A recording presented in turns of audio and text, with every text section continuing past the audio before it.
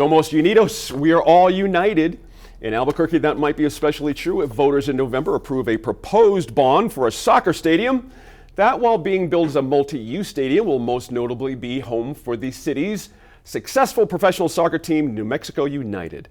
Now, Mayor Tim Keller and team owner Peter Trevisani made the announcement at last weekend's game against El Paso. And Crystal, I think you were there, and you're a huge supporter of the team. I got to ask you this right off the top. We got to have a conversation about this. How do you feel? She remembers even being at the game. I actually was not at that game. Oh, you weren't at that game. Okay. I was not at the game. No, Gotcha. not that time. All right. Let me ask you this, Crystal. Public financing, is this the appropriate way to go about this?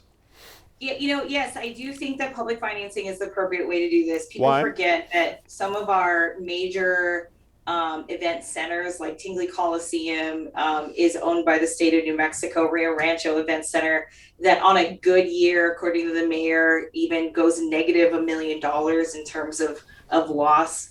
Most of the major event centers that are here in town, in the key phrase that, yes, the legislative teams and politicians use, but really it is the best definition. It's a public and private partnership.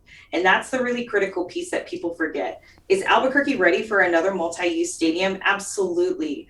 Our organization at Ciarza always constantly does events before the pandemic, of course. And I can't tell you how many times there is an event going on almost every damn weekend here in New Mexico that it can be statewide, it can be local. And New Mexico United, not Albuquerque, New Mexico United purposely brings the entire state together to help build around the community of soccer. It was Ron Patel, it was Lawrence Espinosa. All right, let me ask you. I got to buzz through. I don't want to be rude. I got to buzz through some folks here on this idea of public financing. I hear your points there, the PR points. Dee Dee, public financing, is it appropriate? I mean, let's put it this way. We have an ownership group that is not willing to risk any of their own capital on a stadium, but yet again, they're going to be able to clean up on some of the largesse of that partnership. Is this the appropriate way to go? Well, I think in this case it is. I would have a different answer if we're talking about the Denver Broncos and subsidizing the Denver Broncos with a huge stadium and the Broncos threatening to leave the city if they didn't get this kind of public financing. But having said that, the city has to be cautious.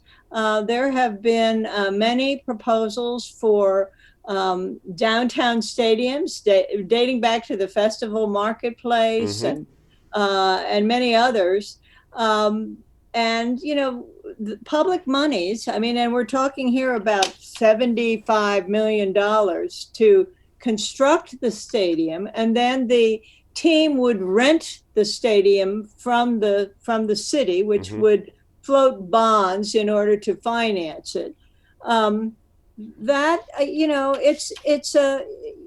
a lot of ifs, ands, or buts about that. What if the team doesn't do so well one year? Will they be paying their rent? Where does ticket sales play into that? Are there a certain amount of those that are guaranteed? In this case, I think that it's a good bet. And we really need it at this time in our city and state's history. Why? Because there are very few things that bring us together in the way that this young, new team and sport has done. He's a hooligan. How big is the us? This is what I want to know. I hear this whole thing about statewide and we and us. Is it really that big? I mean, Dan, let me ask you this, or is this more of an illusion because the team's new, it's exciting? How big, honestly, is this for a $70 million stadium, which remind you, but hold on, I'll remind everybody, we're talking about no less than 20 home games a year. Less than 20, okay? So $70 million let's think about this. All right, Daniel, back to my question. Go ahead. So the first thing, let me say this, Gene. I'll applaud what they're doing from the standpoint of they're putting it to the voters. This is not being done in some backroom deal, and all of a sudden we're finding out about it. The voters are going to decide. So that's the greatest form of democracy, that we've got. If the voters of this city think it's so, how do I think it affects New Mexico? So, Gene, I think you're looking at it from one lens, which is not wrong, even though you're wrong most of the time. This one, you're not. It's from the standpoint of that people traveling from out of the city, right, coming to buy tickets, supporting New Mexico United. But I think that it is a state team because they are on a stage. They are walking around with the name New Mexico United, not Albuquerque United. So I do think it gives some opportunity for there to be a state buy-in. I think that, the other thing that I do think is good about soccer is, look, these guys can start winning and go on a streak, and they can keep moving up in the classes. And, Sure. You could wind up someday with an MSL soccer team here for not a lot of money. So, And that's part of the play to build the stadium is sort of that Right. just in case it happens. And- Crystal, let me ask Crystal this, hold on, Daniel. Gene, Hang on a that's what quick I was gonna sec. say is the stadium can be used by more than just as they're saying, but you don't forget discount. And I'm a football fan, you know that, Gene. Yeah. Don't discount the fact that we've had a pretty good soccer program in the past at the University of New Mexico that played on the back of a track deal. Thank So if we bring back soccer at University of New Mexico, who was nationally ranked, by the way, and give them a facility like this, now you're hosting NCAA tournaments. So I see an opportunity for it, but I just wanted to point that out, Gene. Crystal, Sorry. let me ask you this, Crystal. We've got two locations. You've got the plan there. I saw it on your lap a second ago. We've got Second and Iron, Cole and Broadway's got everyone lit up when you can picture your mind's eye, Cole and Broadway. Let me ask you this. What happens, this has to go before council, and what happens if council decides to take a free market approach to this and say, okay guys, United, here's what we're going to do here. You don't want to assume any risk here. You don't get to pick where it's going to be, the stadium, but you also don't get to open what we know you're going to do here as a snazzy, giant new United bar, like this giant thing that's going to be on the site that's guaranteed to happen because Mr. Travasini says he wants to be in the development side of this thing as well. What happens if council says, you know what, guys? If you say this is going to revitalize downtown, why don't you put your big new bar downtown, and we'll let that be the end of the rainbow down there because you're not putting any money into this thing. Is that a reasonable proposition?